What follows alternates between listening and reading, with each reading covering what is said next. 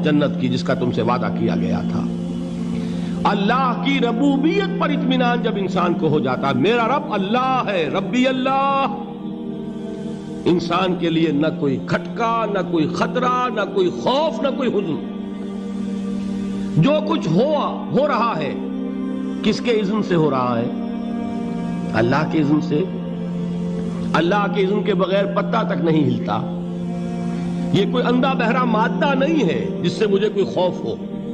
اندھا بھینسا چلا رہا ہو اس سے تو ڈرنے کا ہر انسان کو ڈرنا چاہیے، نہ معلوم کس کو ٹکر مار دے۔ لیکن نہیں، اس کائنات کو چلانے والا ایک سمیع و بصیر خدا ہے، وہ جو میرا دوست ہے، میرا ولی ہے۔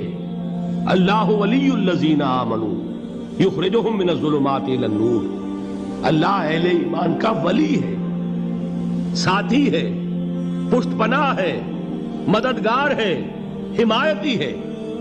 بتائیے جسے یقین ہو جائے کہ اللہ میرا مددگار، اللہ میرا محافظ، اللہ میرا پشت پناہ، اللہ میرا حمایتی، اس کے لیے کوئی خوف ہوگا؟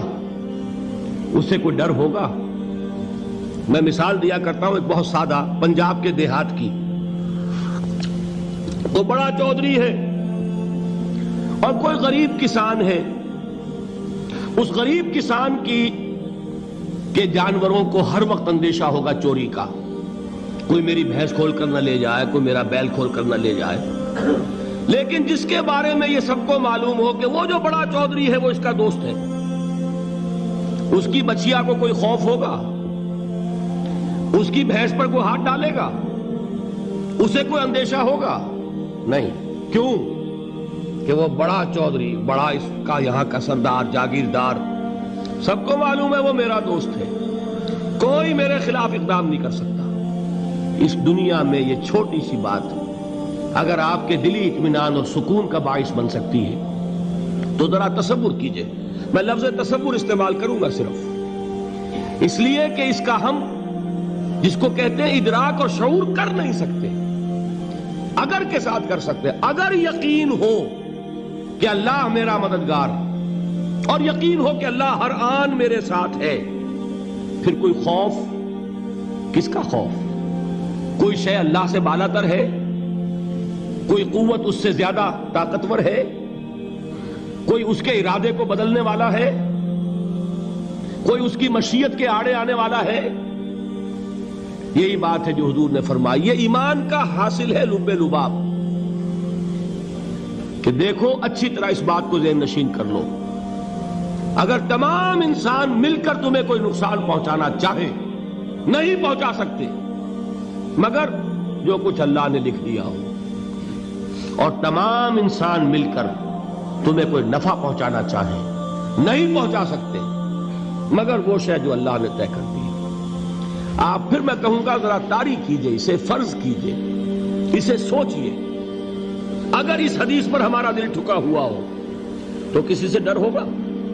یہ مجھے نقصان نہ پہنچا دے، یہ میری رپورٹ خراب نہ کر دے، یہ میری انکریمنٹ نہ رکوا دے، یہ میرا یہ نہ بگاڑ دے، یہ میرے یہ نقصان نہ پہنچا دے۔ اس کا ڈر، اس کا ڈر، اس کا خوف، اس کی خوشامد، اس کے لیے جا کر طرح طرح سے اپنی عزت نفس کو ذلیل کروانا اس کے سامنے، یہ سب کچھ کیوں کرتا ہے انسان؟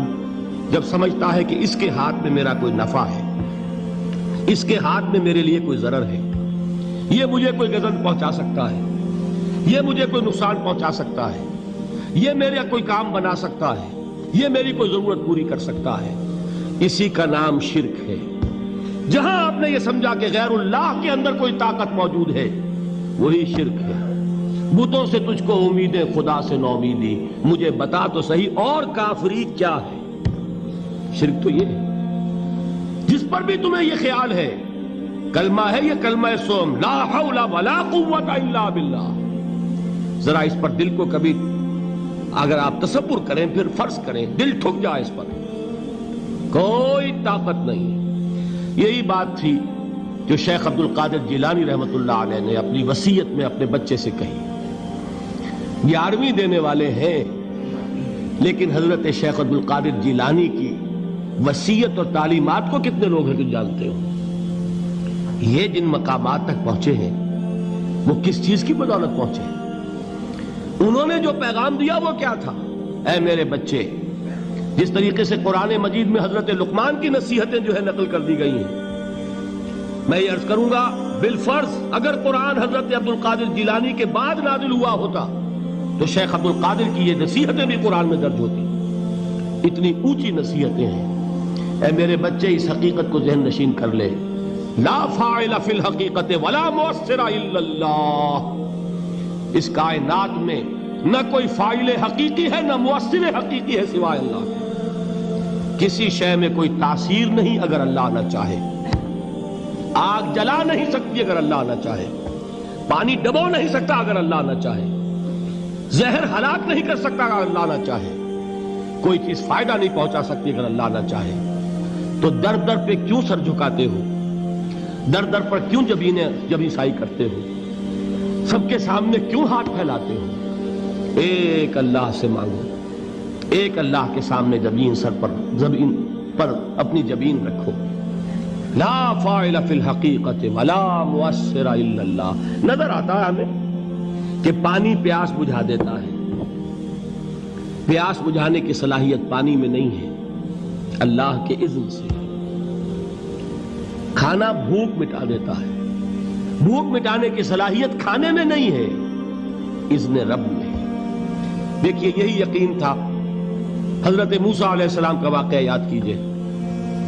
سامنے سمندر آ گیا ہے، قوم دیکھتی ہے پیچھے کہ گرد و غبار کا طوفان ہے۔ معلوم ہوا کہ فرعون اپنے لشکر سمیت آ گیا ہے۔ لشکر جب چلتا تھا تیز رفتاری کے ساتھ تو گرد و غبار کا جو طوفان اٹھتا تھا اس کا تصور کیجئے، اور لمحہ بلمحہ وہ قریب آ رہا ہے۔ پوری قوم نے کیا کہا؟ اے موسیٰ انا لمدرکون، اے موسیٰ ہم کو پکڑے گئے۔ قرآن مجید نے تو یہاں وہ باتیں نہیں لکھی ہیں، لیکن تورات میں یہ درج ہے کہ بنی اسرائیل جھگڑنے لگے، دست و گریبان ہو گئے موسیٰ کے ساتھ۔ موسیٰ ہمیں یہاں مروایا لا کر، اس سے تو ہم ہی بہتر تھے۔ وہاں کھانے کو ملتا تھا، زندگی تو تھی، بیگار ہم کر رہے تھے، موت تو نہیں تھی۔ اب جو کچھ ہوگا اس کا تصور کرو، جس طریقے سے ہمارے ٹکڑے اڑائے جائیں گے۔ تو لڑ رہے ہیں حضرت موسیٰ علیہ السلام سے۔ یہ تورات کی تفصیل ہے۔ قرآن میں صرف اتنا آیا ہے، پریشان ہو کر انہوں نے کہا انا لمدرکون، موسیٰ ہم تو پکڑے گئے۔ اس وقت موسیٰ کا جواب کیا ہے؟ کلا ان معی ربی سیہدین، نہیں، میرے ساتھ میرا رب ہے، وہ راستہ دے گا۔ بتائیے کہاں راستہ نظر آ رہا ہے؟ یہ ہے ایمان بالغیب۔ راستہ نظر نہ آئے تب اللہ پر یقین ایمان ہے۔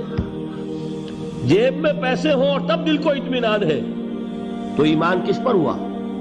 پیسے پر، اللہ پر نہیں۔ جب وسائل و ذرائع نہ ہوں اور پھر یقین ہو کہ اللہ مسبب الاسباب ہے، وہ اسباب کا پابند نہیں ہے، وہ اسباب کا محتاج نہیں ہے، اسباب اس کے محتاج ہیں۔ اگر یہ یقین ہے تو اللہ پر ایمان ہے، یہ نہیں ہے تو تمہارا ایمان اسباب پر ہے، وسائل پر ہے، ذرائع پر ہے، مادیات پر ہے، اللہ پر نہیں۔ اس وقت کہاں راستہ تھا؟ کوئی راستہ تھا؟ سمندر ہے اور ادھر سے لشکر آ گیا ہے۔ کلا ان معی ربی سیہدین۔ اب دیکھیے ایمان کہہ دینا آسان ہے، ہوا معکم اینما کنتم، جہاں کہیں بھی تم ہوتے ہو اللہ تمہارے ساتھ ہوتا ہے، لیکن اس کا یقین قائم ہو جائے تو زمین و آسمان کا فرق واقع ہو جائے۔